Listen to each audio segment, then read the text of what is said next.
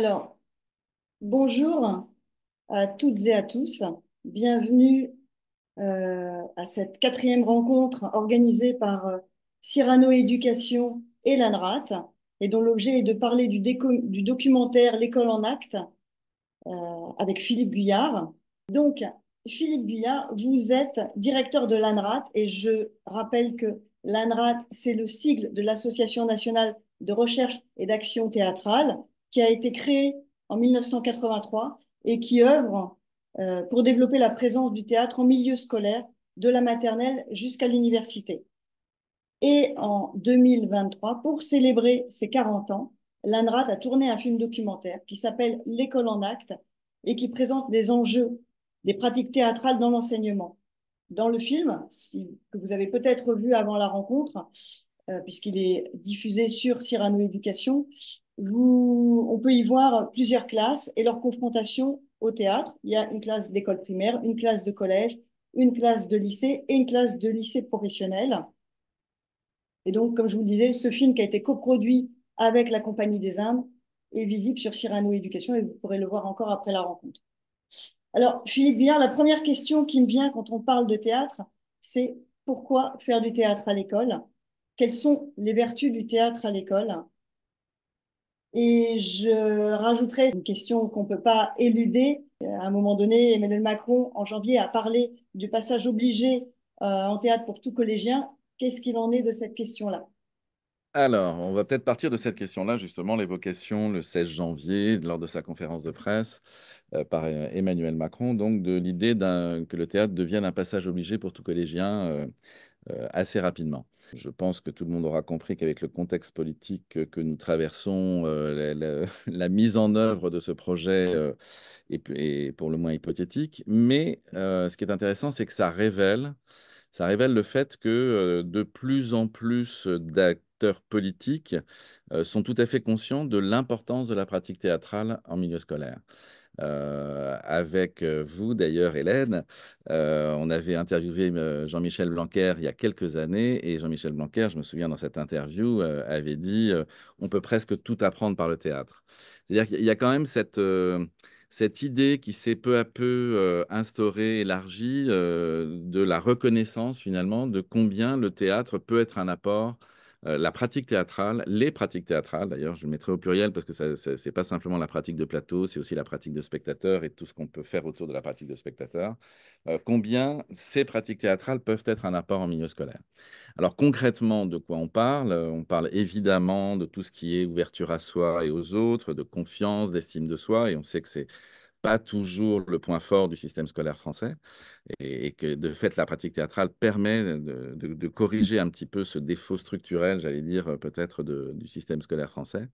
Mais beaucoup plus largement, en fait, le, le théâtre, si tant est que l'on pratique le théâtre pour le théâtre, je vais peut-être développer cette question-là, de fait, a aussi un impact sur les apprentissages. On avait intitulé ensemble un dossier qui était paru dans Théâtral Magazine sur le théâtre essentiel aux apprentissages. Mais de fait, on sait aussi combien le théâtre peut avoir des vertus pédagogiques et vraiment pas simplement dans l'exercice théâtral, mais aussi indirectement sur l'ensemble des apprentissages. Par exemple, sur l'idée de est-ce qu'il y a des fondements scientifiques à ce que je dis? Voilà, par exemple. La réponse est bien évidemment oui. Alors, il y a différents types d'études qui ont été faites sur la question de l'impact des pratiques théâtrales en milieu scolaire. Il y a beaucoup d'études, j'allais dire, qui ont une base un peu de type sociologique, sur justement combien ça peut rejaillir sur la confiance en soi et aux autres, combien ça peut rejaillir sur l'ambiance de classe, combien ça peut rejaillir sur l'engagement des élèves, y compris d'ailleurs les effets, par exemple, pour raccrocher des élèves au système scolaire qui avaient tendance à s'en éloigner. Donc ça, les études sociologiques, il y en a régulièrement. Je pense à une étude qui a été faite sur un dispositif qui s'appelle Lycéens citoyens sur les chemins du théâtre. Il y a pas de souci là-dessus. Mais ce qui est très intéressant, c'est aussi toutes les études qui reposent, alors là, sur des sciences plus dures. Je pense aux études qui sont liées aux travaux d'un neurobiologiste qui s'appelle Francisco Varela, et qui a parlé d'énaction et qui a montré combien finalement les apprentissages sont favorisés par l'engagement du corps et par la reconnaissance du rôle des émotions dans les apprentissages, ce que permet le théâtre. Francisco Varela était un spécialiste des sciences cognitives. Et il y a tout un tas d'études qui ont été menées, qui continuent à être menées. Je pense aux travaux d'Alain Berthaud sur l'empathie, et je pense plus récemment aux travaux d'une équipe. Vous pouvez retrouver les articles en ligne, hein, d'une équipe constituée d'une neurobiologiste qui s'appelle Bérangère Thiriou, et d'une professeure à Aix, à l'université d'Aix, qui s'appelle Sandrine Eschenauer, et qui travaille justement de façon extrêmement précise, avec vraiment des études très très pointues sur les effets sur les neurones de la pratique théâtrale, et c'est absolument passionnant. C'est-à-dire que, de fait, les études scientifiques confirment tout ce que l'on pouvait, par la pratique, de façon empirique, déjà constater. Donc, le fondement scientifique, il est clair, il est incontestable sur justement combien, finalement, à partir du moment où le corps est engagé, combien de fait les apprentissages sont favorisés. Et on le sait, quand on avait présenté le film lors de la première projection publique au Théâtre de la Ville en janvier dernier, euh, l'ancien ministre Jack Lang avait rappelé, à l'occasion de la préparation de ce film, enfin de cette diffusion, avait rappelé combien finalement le problème que l'on a dans le système scolaire français, c'est que finalement on ne s'adresse que, j'allais dire, c'est même pas la face émergée de l'iceberg, mais vraiment uniquement le crâne, et qu'on oublie le reste de l'élève, c'est-à-dire l'ensemble de ce qui le constitue, à savoir son corps entier. Et ça, les pratiques théâtrales le permettent. Donc, il y a vraiment un intérêt essentiel à rappeler, en effet, combien le théâtre à l'école a des vertus au-delà de l'aspect artistique, mais aussi des vertus pédagogiques absolument fondamentales. Et alors, justement, pour tourner le film, comment vous vous y êtes pris, comment vous avez structuré, parce que c'est vrai qu'on voit primaire, enfin, on voit comment le théâtre agit sur les élèves à différentes étapes de leur scolarité.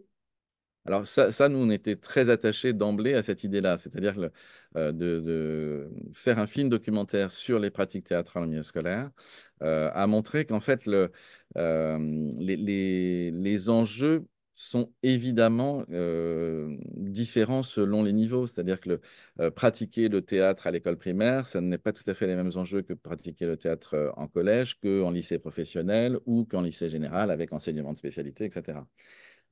Et ça, c'était le film, je pense, le montre bien.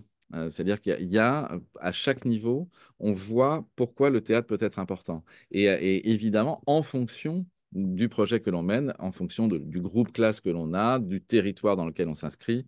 Et parce que il y a non seulement 4 classes, mais des classes qui peuvent être. Il y a la classe de primaire est à Reims, en REP+, en réseau d'éducation prioritaire. La classe de collège est dans la banlieue de Nantes. La classe de lycée professionnel, c'est un lycée hôtelier, enfin, etc. L'idée, c'était d'avoir aussi une diversité de territoires, de situations, j'allais dire pédagogiques aussi, hein, des établissements variés, pour montrer de fait que, quel que soit l'endroit, il s'agit de mettre en place des projets qui font sens à l'échelle de l'établissement, mais aussi à l'échelle du niveau. C'est-à-dire, évidemment, on ne va pas faire la même chose en fonction du groupe, en fonction du niveau, etc. Mais à chaque fois, de fait, on retrouve des enjeux, que ce soit des enjeux évidemment artistiques, mais ça, il faut peut-être insister sur ce point-là, j'insisterai dessus après, des enjeux pédagogiques, des enjeux sociaux, des enjeux humanistes, enfin, c'est-à-dire qui se déclinent différemment, évidemment, selon les niveaux.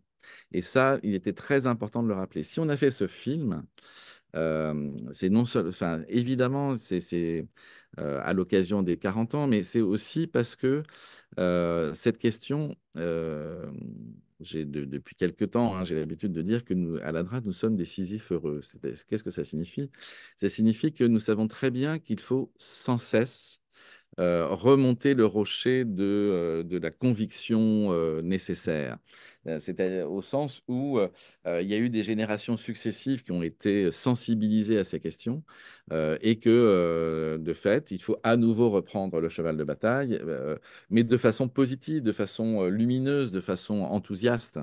Il ne s'agit pas de dire que la situation est critique, il s'agit de dire, oui, enfin, évidemment, ne pas oublier ce qui s'est fait, mais ne pas oublier au sens où dire ce qui se passe aujourd'hui et combien c'est important ce qui se passe.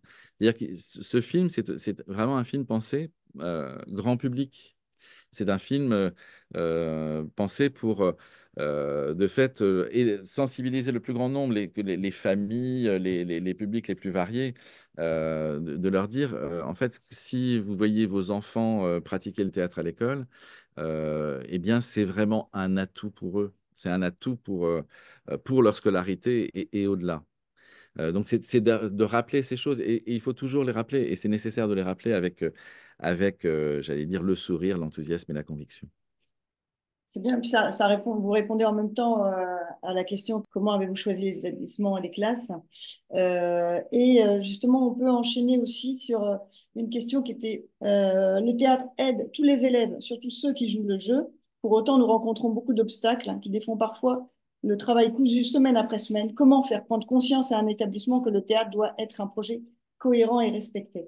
Et donc, j'ajouterai un peu ce qu'on disait, c'est-à-dire qu'il faut peut-être rappeler aux élèves et aux parents qu'il ne s'agit pas de former des comédiens. Et d'ailleurs, dans le film, Philippe Torreton le dit, on n'est pas là pour former des comédiens, il y en a assez.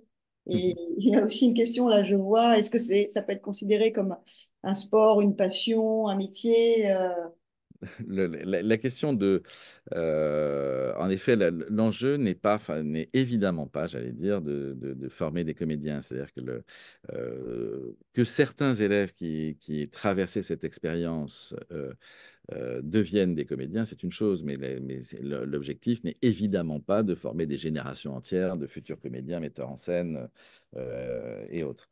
Euh, sur la question de la passion, la passion ou le métier. L'un n'exclut pas l'autre. C'est évidemment, enfin, si j'ai peut-être l'air passionné par ce que je défends en ce moment, c'est parce que j'en connais les effets, j'en connais les bienfaits. Euh, la- le- L'idée, c'est aussi combien l'introduction de pratiques théâtrales à l'école, combien ça peut rejaillir sur un climat scolaire, mais aussi sur la pédagogie. C'est-à-dire à un moment donné, alors, ceci suppose aussi de faire intervenir des artistes à l'école. C'est-à-dire que je pense que ça ne fonctionne véritablement, ça ne permet de mettre en œuvre l'ensemble des effets que j'ai pu évoquer, qu'ils soient pédagogiques et autres. Finalement, ces effets n'arrivent que si on recherche à pratiquer le théâtre pour le théâtre et pas pour autre chose. C'est-à-dire que le reste, ce sont des effets induits. Mais la priorité, c'est de bien partir sur le fait de travaillons le théâtre pour ce qu'il est vraiment avec un objectif artistique allez, on a un texte, on a un projet, comment le mettre au mieux au plateau. Et si l'on garde cette ligne-là absolue, c'est-à-dire c'est pas le théâtre au service d'eux, c'est le théâtre pour le théâtre, et de fait, ça sert à autre chose. Enfin, faire attention à l'échelle des priorités. Euh, Par rapport aux effets pédagogiques, un enseignant qui a suivi un projet théâtre avec intervention d'un artiste, de fait, souvent, sa pédagogie en est influencée. Son regard sur les élèves en est modifié. C'est-à-dire que tout d'un coup, la force d'un projet théâtral en milieu scolaire, c'est comment je magnifie la singularité de chacun au profit d'un projet collectif. C'est-à-dire, du coup, j'apprends à regarder chacun à son endroit, chaque jeune enfant à son endroit, mais avec l'idée à partir de cette singularité-là, qu'est-ce que je peux construire comme projet collectif? Et c'est-à-dire que c'est finalement le collectif né de la prise en compte de la singularité de chacun. Il n'y a pas d'opposition à ça. Et de fait, euh, la première chose, et j'allais dire, ça pour moi, c'est peut-être une nécessité absolue du moment, c'est tout d'un coup reprendre conscience de l'importance du regard. À la fois prendre le temps de regarder, prendre le temps d'assumer le regard que l'on porte sur soi.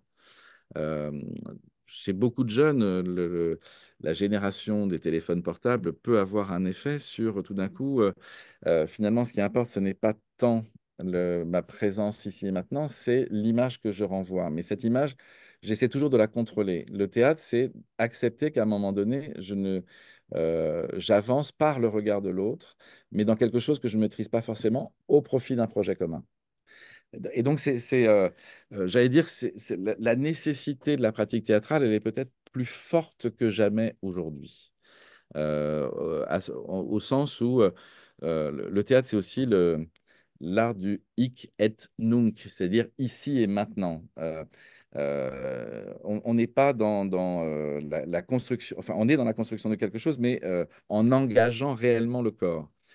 Et du coup, c'est aujourd'hui, je pense que dans cette période où les réseaux sociaux ont pris une importance sans doute disproportionnée d'ailleurs, la pratique du théâtre, où tout d'un coup, ce qui importe, c'est d'apprendre à travailler ensemble au service d'un projet commun.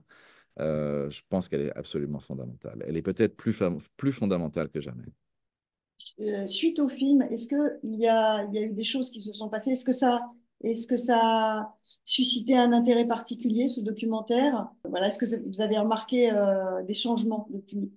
Alors, déjà, on a eu la joie pour la première projection publique, de voir arriver 800 personnes le voir, donc au même moment, un samedi après-midi, ce qui était quand même déjà un indice de quelque chose. Et de fait, depuis cette diffusion, on est sollicité très, très, très souvent pour présenter le film. J'étais à Chalon, il y avait à Chalon-sur-Saône il n'y a pas longtemps, avant Limoges, etc. Enfin, c'est-à-dire que on va présenter le film dans beaucoup d'endroits, à travers le territoire, et pas simplement. D'ailleurs, c'est aussi, on l'a présenté au Portugal, on l'a présenté en Suisse. Enfin, voilà, l'histoire de ce film continue à être intéressante. Mais surtout, ça révèle le besoin de se réunir, de retrouver justement le partage de cette passion commune pour certains, c'est-à-dire se dire, OK, on n'est pas seul, enfin, il faut que, c'est la conscience de, on n'est pas seul à travailler dans cette direction-là, et cette direction-là est bonne. Enfin, moi, je l'ai constaté quand je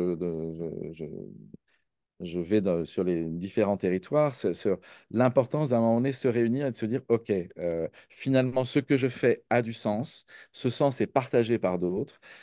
C'est aussi, là, je pense à une projection à Chalon-sur-Saône, où tout d'un coup, ben, à cette projection ont assisté des enseignants en primaire, des enseignants en collège, des enseignants en lycée. Et au terme de la projection, enfin, ils se sont tous dit, mais travaillons plus ensemble. C'est-à-dire que là, il y a une cohérence qui apparaît, et il y a une volonté de regroupement, de mise en réseau pour s'enrichir mutuellement, mais aussi pour affronter les difficultés ensemble à l'échelle d'un territoire. Donc cet effet-là, il est réel. Et surtout, il montre quand même combien, euh, j'allais dire, au-delà, il y a une question de rappeler le sens et répondre à cette quête de sens. Cette quête de sens qui n'est pas sans interroger nombre d'enseignants aujourd'hui. C'est-à-dire quel sens a ma pratique d'enseignant dans le monde tel qu'il est, dans la société telle qu'elle est. Et tout d'un coup, là, on sent qu'à l'occasion des rencontres que l'on fait autour de ces projections, on sent que c'est aussi une réponse à cette quête de sens. Tout d'un coup, c'est retrouver j'allais lire la foi, l'énergie, le bonheur, et parce qu'enseigner, c'est aussi un bonheur absolu. Le bonheur part des projets de ce type-là. Donc ça, on l'a. Les effets sur des décisions politiques, voilà. Depuis la première projection qui avait eu lieu le 20 janvier, le contexte politique est tel que je ne peux absolument pas vous dire si ça aura un effet à un moment ou à un autre. Je n'en sais strictement. Par contre, on peut dire qu'il y a des initiatives locales, parce que si on continue de parler de Chalon, Mm. justement, il y a un exemple d'une école je crois qu'il expérimente le théâtre dans toutes les disciplines. Et donc vraiment comme outil pédagogique et pas comme pour apprendre le théâtre et former des comédiens. Alors, c'est à l'occasion, en effet, de la projection que nous avons faite à Châlons, on a passé une après-midi entière dans une école primaire, qui est une école, là aussi, en réseau d'éducation prioritaire. Et dans cette école, enfin, c'est d'ailleurs pas simplement une école, c'est à la fois école maternelle et élémentaire. Dans cette école, toutes les classes, 8 classes, ont un projet théâtre. Toutes. C'est-à-dire, et c'est au cœur du projet pédagogique de l'école. C'est-à-dire que chaque enseignant, alors avec évidemment des variations selon le niveau, selon les enseignants, aussi selon les partenaires, mais chaque enseignant, en tout cas, engagé dans la pratique théâtrale. Ce qui est saisissant, mais c'en est étonnant, quand vous pénétrez l'enceinte de l'école, c'est combien la pratique théâtrale génère une atmosphère d'école euh, à la fois apaisée et joyeuse. Euh, voilà, pour aller quand même très régulièrement sur le terrain. Euh, Là, ça sautait aux yeux que l'école était marquée par ce projet, marquée très positivement et très favorablement par ce projet. Et que vous aviez et pourtant dans un quartier qui n'est pas simple, hein, que vous aviez des enfants qui étaient non seulement heureux d'être là, mais surtout engagés, réellement engagés dans leur scolarité, enfin, tout d'un coup, ça faisait sens. Et en effet, l'idée, le fait de passer par le théâtre. Et il travaille avec des comédiens. Alors, il y a différents types de partenariats selon les classes, hein. Ça peut être avec la scène nationale de Chalon-sur-Saône qui s'appelle l'Espace des Arts. Ça peut être avec une compagnie. Ça peut être dans le cadre du projet de Chalon dans la rue. Enfin, il y a différentes modalités. Mais ce qui est clair, c'est que tout d'un coup, euh, par la pratique théâtrale, les apprentissages, quel qu'il soit, que ce soit le français, que ce soit l'histoire géo, enfin, peu importe, prenez sens. Tout d'un coup, c'est ce qui permet de faire le lien entre tous les apprentissages. Et c'est vraiment euh, ce projet. Alors, je ne sais pas si le projet pourra tenir dans la durée, mais en l'état, c'est assez saisissant les effets de ce projet sur le fonctionnement global de cette école, alors même que c'est dans un quartier pas simple. Donc oui, ben, évidemment, euh, enfin, ça ne fait que confirmer ce que l'on sait, mais c'est fondamental, je suis d'accord. Alors, par rapport aux différences de niveau scolaire, il y avait aussi une question qui demandait ce qu'un élève de sixième pouvait préférer par rapport à un élève de troisième. Alors, c'est sûr que selon les... Mais là aussi, le film apporte des éléments de réponse, hein. Euh, Alors, d'une part, la réponse est plus complexe. Enfin, il faut accepter la complexité. C'est-à-dire, sixième et troisième, évidemment, il y a des différences, mais j'allais dire, entre une sixième et une autre sixième, il peut y avoir aussi des différences. C'est-à-dire accepter de, tout d'un coup, comment je construis un projet en fonction de la réalité du groupe classe avec lequel je travaille. Il y a un élément pour moi qui est peut-être important, c'est l'importance de ne pas hésiter à aller, en termes de registre, vers les écritures théâtrales jeunesse, vers la richesse des écritures théâtrales jeunesse. Euh, Vous avez en France, et ça c'est un peu une spécificité française, une richesse et une vitalité, un dynamisme des écritures théâtrales contemporaines, d'auteurs vivants qui écrivent à destination de la jeunesse, mais pas seulement. C'est pour ça que je ne dirais pas pour la jeunesse, mais jeunesse. C'est-à-dire évidemment qui peuvent être saisis par des jeunes, mais qui souvent ont des résonances qui peuvent tout à fait aussi intéresser et plaire à des adultes. C'est-à-dire qu'il y a vraiment un foisonnement de ces écritures, foisonnement aussi avec une diversité en termes de dramaturgie, en termes de thèmes abordés, en termes voilà, de construction, qui est absolument étonnante. Et ne pas hésiter à peut-être partir de ces textes pour aller après vers des textes un peu plus classiques, mais qui sont souvent aussi un peu plus durs. Euh, Ensuite, dans les pratiques de jeu, là, c'est d'accepter, j'allais dire, l'entrée par le jeu à tous les sens du terme. C'est-à-dire, ce qui importe, c'est qu'à un moment donné, d'essayer de trouver et il y a des ressources tout à fait possibles là-dessus, mais des modalités pour que introduire l'aspect ludique de la pratique théâtrale. Et c'est par le ludique qu'on peut atteindre souvent le travail et l'exigence du travail. C'est-à-dire que l'un n'exclut pas l'autre. C'est pas parce que on introduit du ludique que on doit renoncer à l'exigence. J'allais presque dire, au contraire, le ludique peut favoriser l'exigence. Pourriez-vous nous donner des références de ces œuvres? Alors, bon, j'en ai un certain nombre derrière moi, mais il y a vraiment des centaines de titres en réalité. Il y a peut-être un ouvrage, enfin deux ouvrages pour être plus précis, qui sont un premier élément de réponse, c'est les ouvrages de Marie Bernanos. Alors, c'est deux ouvrages qui sont parus aux éditions théâtrales et qui, de fait, permettent quand même d'entrer dans cette diversité. Il y en a, le premier s'appelle À la découverte de 101 pièces. Et c'est un répertoire critique du théâtre contemporain pour la jeunesse. Et vous avez, en fait, elle présente donc 101 textes différents avec des entrées dramaturgiques, des entrées thématiques, plutôt quel niveau de classe, les spécificités de chaque texte. C'est un outil de travail tout à fait passionnant. Ça, c'était paru à la fin des années 2000, je crois, c'est 2006, il me semble, quelque chose comme ça, dans la deuxième moitié des années 2000. C'est 2006.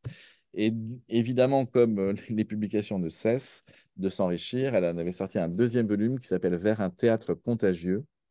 Tout ça, c'est aux éditions théâtrales.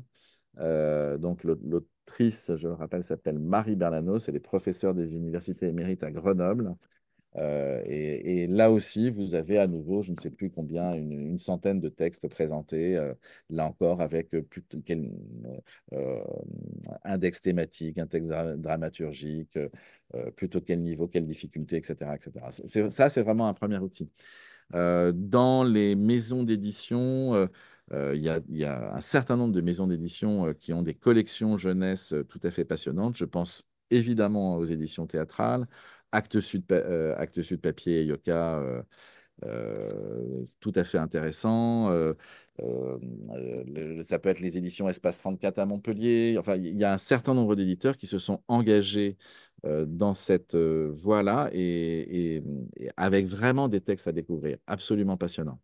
Et j'allais dire à tous les niveaux scolaires, c'est-à-dire que ce soit pour l'école primaire, le collège, le lycée aussi, c'est-à-dire que ne pas penser que les écritures théâtrales jeunesse ne sont pas du tout à destination de lycéens. Vous avez des textes extrêmement intéressants à travailler avec des lycéens et lycéennes. Aucun souci.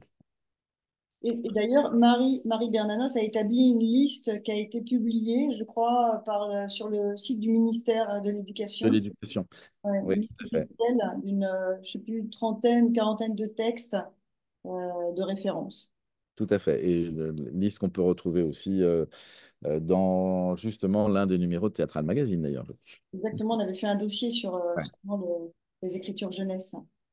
Mais vraiment, oui, les écritures jeunesse, enfin, c'est souvent intéressant de partir de là où, par exemple, si on veut aborder une pièce, j'allais dire plus classique au programme de français, par exemple, ne pas hésiter à la mettre en regard avec un texte plus contemporain. Vous avez enfin, beaucoup des écritures jeunesse sont en fait des échos à des textes classiques. Et donc, de travailler les deux en parallèle, souvent, ça permet de faciliter l'accès aux textes classiques, dont la langue est souvent plus complexe pour des collégiens et encore plus pour les plus petits. Alors là, il y a une question. Certains élèves sont de plus en plus réfractaires à la pratique théâtrale pour diverses raisons. Je m'interroge souvent sur les stratégies à mettre en œuvre en classe pour permettre à tous de trouver leur place, surtout quand ils sont 35. Alors, je partage, je partage le point de vue. C'est-à-dire que je pense que le moment que l'on traverse n'est pas forcément favorable à l'accueil et à l'enthousiasme immédiat des élèves par rapport à la pratique théâtrale. Parce que, mine de rien, c'est d'assumer d'être sous le regard de l'autre. Alors, sans parler des questions qui sont d'ailleurs évoquées dans le film en collège, je pense à des situations de harcèlement ou en tout cas de tensions fréquentes entre élèves en milieu scolaire. Et du coup, c'est vrai que pratiquer le théâtre, c'est accepter à un moment donné de s'exposer. Et cette exposition, elle va pas de soi. Elle va, et j'allais dire, elle va sans doute même de moins en moins de soi. Donc ça, j'entends très bien la question. Euh, L'idée, je pense que dans la question des pratiques théâtrales, et c'est pour ça que je parle aussi au pluriel, et surtout par rapport à un grand groupe, c'est d'essayer de voir aussi comment chacun peut s'investir à l'endroit qui est le plus pertinent pour lui. Si on fait un projet avec un groupe classe entier, c'est par exemple, et si certains sont totalement réfractaires, et ça peut tout à fait s'entendre, c'est pas un souci, à passer au plateau, ne pas aller à l'encontre de cette réticence, hein, voilà, il ne s'agit pas de forcer forcément, enfin, de forcer les élèves, mais c'est d'essayer de voir comment, par exemple, certaines peuvent travailler sur la question de, OK, tiens, imaginons des costumes, imaginons des musiques qui pourraient être en écho, imaginons, enfin, voilà, c'est-à-dire que c'est aussi une façon de sensibiliser à la diversité des métiers et des approches artistiques qui sont derrière une représentation théâtrale. Euh, la question de réfractaire à ça, c'est aussi, j'allais dire, rappeler, et ça, l'ANRAT n'y est pas pour rien, l'importance aujourd'hui dans ce qu'on appelle l'éducation artistique et culturelle, c'est-à-dire des trois piliers.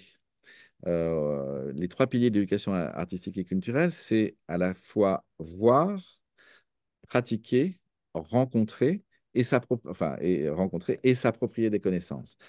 Et du coup, parfois, c'est intéressant aussi d'aller voir, alors, toute la question du choix des spectacles que l'on va voir en salle ou que on découvre via les plateformes comme la vôtre, hein, comme Cyrano.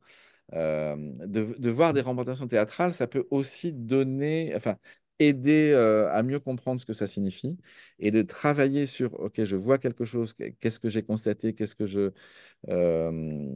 comment j'analyse la chose, ça permet aussi après d'avoir des idées sur, OK, maintenant, nous, qu'est-ce qu'on peut faire? Qu'est-ce qu'on peut faire en tant que jeune au plateau? C'est-à-dire, c'est comment le fait de voir enrichit ce que l'on fait, mais aussi, inversement, comment ce que l'on fait enrichit notre regard sur ce que l'on voit. C'est-à-dire tout d'un coup, ça prend sens. Enfin, l'un et l'autre se nourrissent mutuellement. Rencontrer évidemment des comédiens, ça aide. Et j'allais dire là encore, hein, je reviens sur l'importance de ne pas hésiter à solliciter, dans la mesure du possible, des comédiens. Et là, le pass culture, quand même, le pass culture n'est pas pour l'instant généralisé à l'école primaire, mais le pass culture en collège et en lycée, ça permet quand même de faire intervenir des artistes à un moment donné.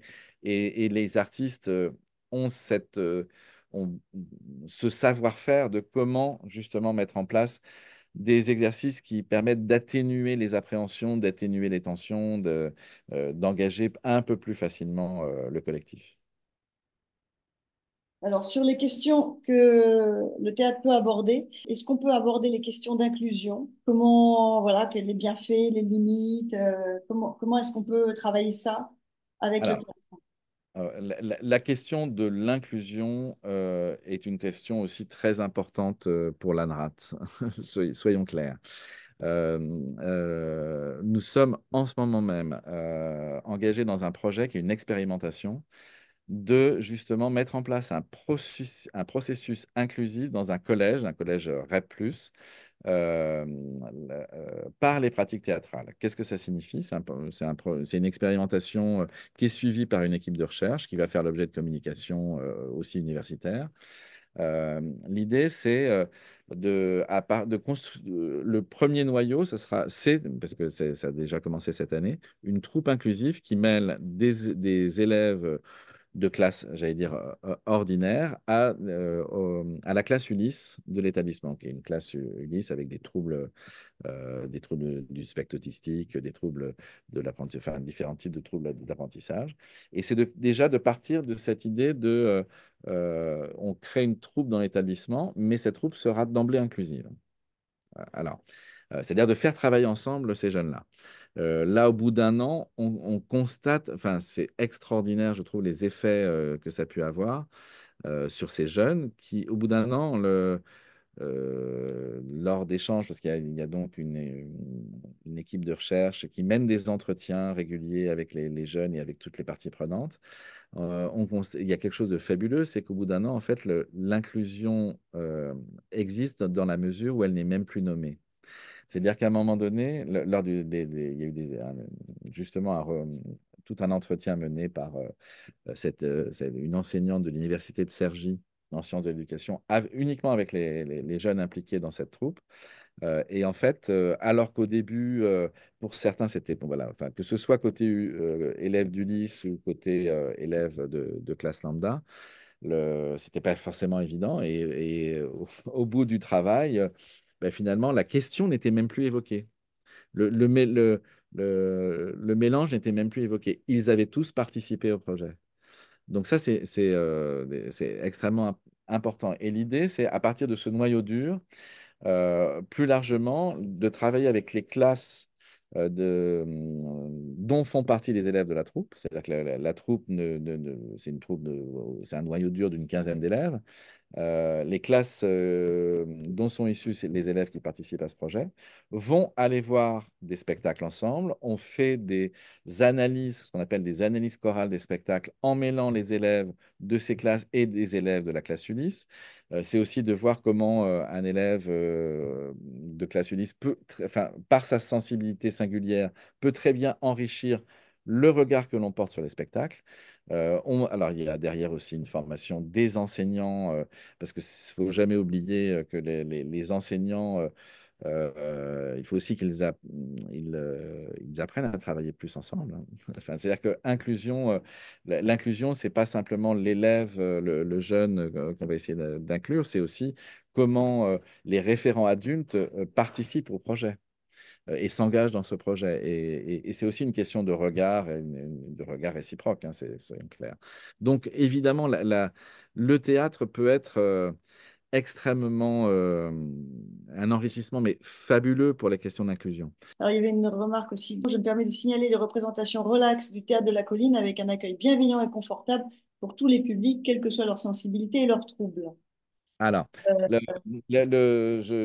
c'est tout à fait juste et c'est absolument fondamental. D'ailleurs, la colline, et ce n'est pas un hasard, est aussi totalement engagée dans le projet de troupe inclusive que je viens d'évoquer.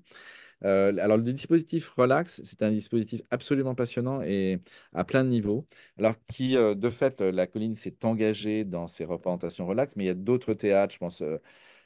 C'est plutôt pour l'instant des théâtres de la région parisienne, mais je pense que ça va s'élargir progressivement. Il s'agit de représentations euh, singulières au sens où à ces représentations peuvent assister des publics avec des troubles divers et variés, en particulier des troubles du spectre autistique, avec tout un processus pour expliquer au public que la représentation du coup peut être singulière au sens où il peut y avoir des réactions diverses et variées au sein du public. Et de fait, ça se passe très très bien et les gens acceptent très bien ça. Ça, c'est la première chose. Il y a derrière le dispositif Relax quelque chose que je trouve assez passionnant. C'est l'élaboration de ce qu'on appelle des bibles, enfin de documents autour du spectacle proposé dans le cadre d'une représentation Relax pour donner quelques clés d'accès faciles et simples. Et ça, ce qui est très intéressant quand on assiste à une représentation entre guillemets relax, c'est que de fait, on se rend compte que ce n'est pas utile simplement aux gens qui sont plus fragiles que d'autres ou voilà, dans une réception plus singulière que d'autres. De fait, tout le public apprécie. C'est-à-dire que c'est aussi cette idée qu'à un moment donné, ça repose la question de l'accueil de tous les publics et du fait que le théâtre, fondamentalement, est un endroit où l'ensemble de la société devrait pouvoir se retrouver. Donc, enfin, je remercie Dominique Collado d'avoir pointé ce dispositif relax qui est en train. Alors, historiquement, d'ailleurs, hein, ça vient du cinéma. C'est le cinéma qui a commencé à faire des projections, entre guillemets, labellisées relax. Et peu à peu, le monde du spectacle vivant s'est dit oui, on a tout intérêt à s'engager aussi là-dessus. À Paris, vous avez il y a le théâtre Dunois aussi qui fait ça. Vous avez l'Opéra Comique qui a commencé à en faire. Enfin, il y a différents lieux qui ont commencé à en faire. D'abord, je voulais poser une question qui nous avait été envoyée avant par rapport au programme du bac. Notamment, on a des textes classiques, Le Menteur de Corneille, On ne badine pas avec l'amour de Musset. Et elle demandait quels exercices pratiquer en classe de première pour pratiquer les œuvres théâtrales. Alors, en tout cas, pour ce qui concerne le menteur, je vais dire peut-être regarder l'enregistrement de la rencontre que nous avons faite avec Julia Vidit, parce enfin, elle donne pour moi des pistes de travail.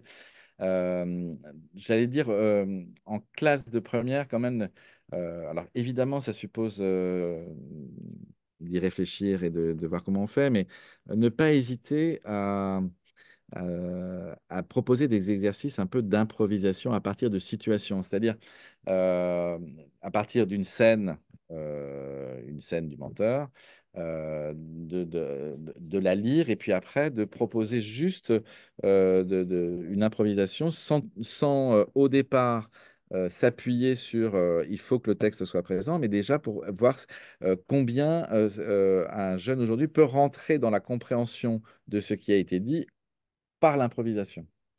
Donc l'improvisation, c'est tout à fait intéressant. Après, évidemment, l'improvisation, c'est Alain Knapp, qui est un peu un spécialiste de la question de l'improvisation, qui disait l'improvisation, ça ne s'improvise pas.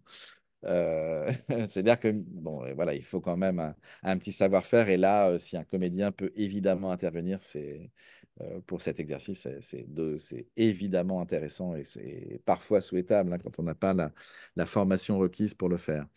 Euh, de façon générale, il y a plein d'exercices possibles autour de ça, mais c'est aussi d'imaginer comment, de partir sur des choses assez simples. C'est aussi, si je repense au menteur, de voir dans quelle mesure, OK, imaginons que l'on passe le texte au plateau, comment on pourrait concevoir l'espace théâtral, quels problèmes ça pose. Enfin, c'est aussi de faire travailler l'imaginaire des jeunes par rapport à cette idée de le texte a d'abord, et ça faut jamais l'oublier, il est écrit pour la représentation.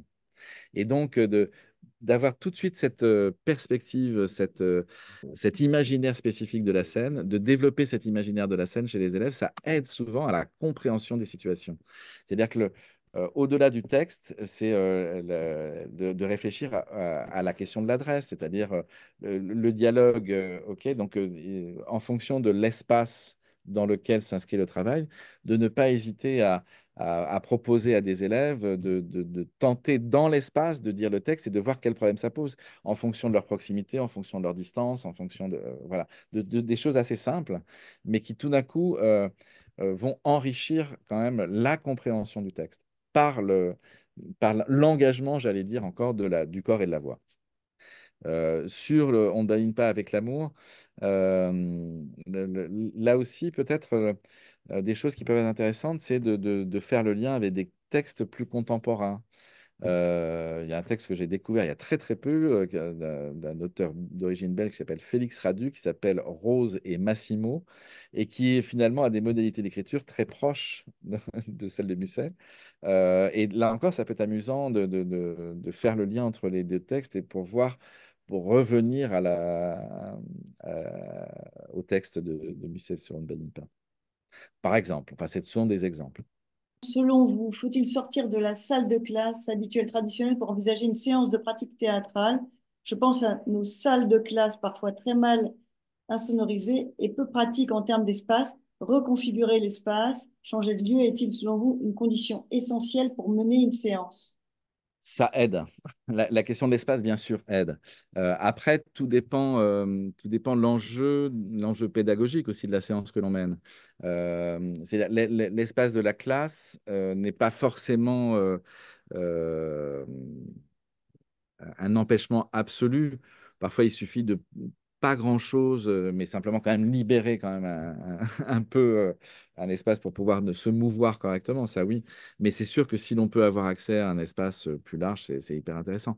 Sur la question, par exemple, de comment travailler quand on va voir un spectacle, comment travailler avec les élèves sur les retours sur le spectacle. Pour moi, l'idéal, c'est par exemple une configuration en cercle. C'est-à-dire de mettre les élèves en cercle pour parler de ce qu'ils ont vu.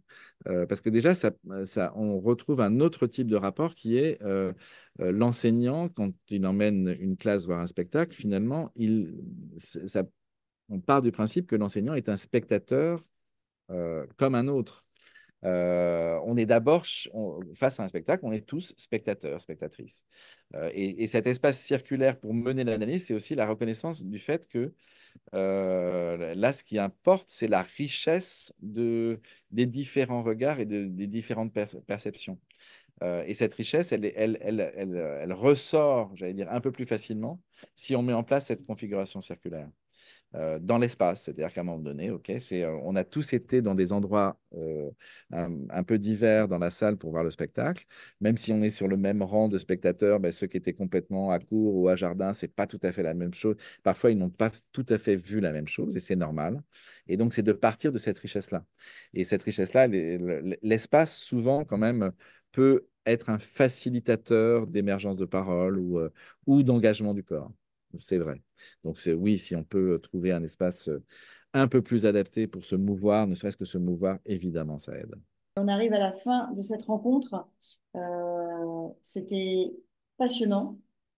Même moi qui connais bien le sujet, j'ai trouvé encore de l'intérêt.